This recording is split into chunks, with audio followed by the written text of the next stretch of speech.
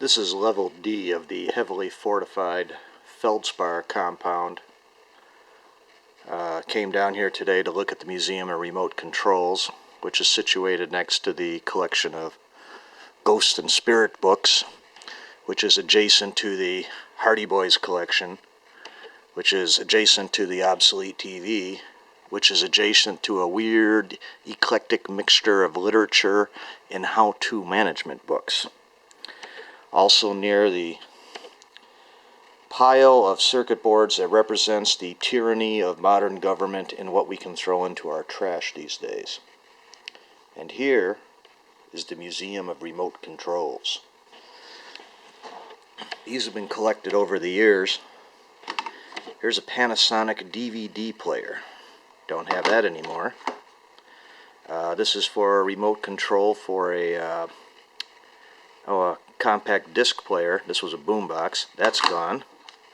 This was a Magnavox universal remote that got used like once. This one is like the crown jewel. This was my Pioneer tuner. That was a universal remote for a tuner, and then the Pioneer system of the time, which came out about 1989, 1990. And you could use this to remote control not just the tuner, but the tape deck, the CD player, and a couple other things. Plus it had the option of running on a remote infrared pickup, so you can do a two-room remote.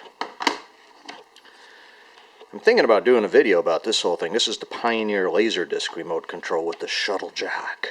Yes. There was a time before DVDs, but after VHS, when there was like platter-sized, they just called it a Laserdisc. It was the size of an old record album, like a 12-inch disc, and you could buy the machine, and this format lasted about 5 years, of which only 2 was popular. Then DVD came in and just blew this thing away. Here we have a Sharp remote control. It's for the audio system. It's for the tape player. This was the KLH tuner control that replaced my favorite one. The KLH lasted about 1.5 years and then it burned out. By the way, incidentally, the parts from both those tuners are in the box. Here's an RCA. I believe I got this as a gift. It was a multi-CD player. I think it was a carousel with 5 CDs. I like this thing until the machine died. Here's an old Panasonic remote control, just very basic VCR. Here's something that came out from an elderly person's stereo setup, TV setup, and the writing on the remote wasn't good enough, so this person added their own. This was to a Betamax. Actually, it was a very high-end Betamax. This came out, 87, 88, I want to guess. And, you know, Beta was a superior format to VHS. However, VHS was marketed better. But while this machine lasted, oh wow, those were good times. Here is a mint in the box Sony remote control. This was for a equalizer, I believe. Oh, maybe not. Maybe it was another CD player.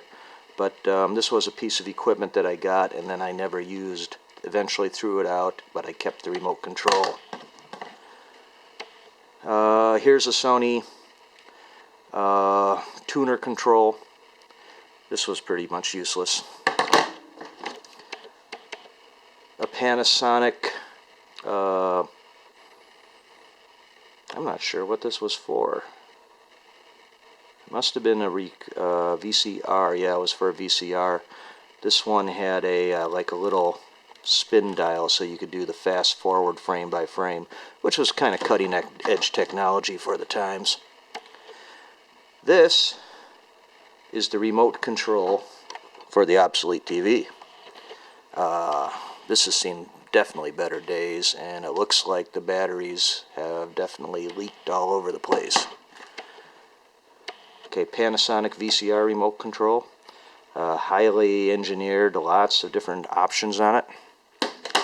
And then finally a General Electric.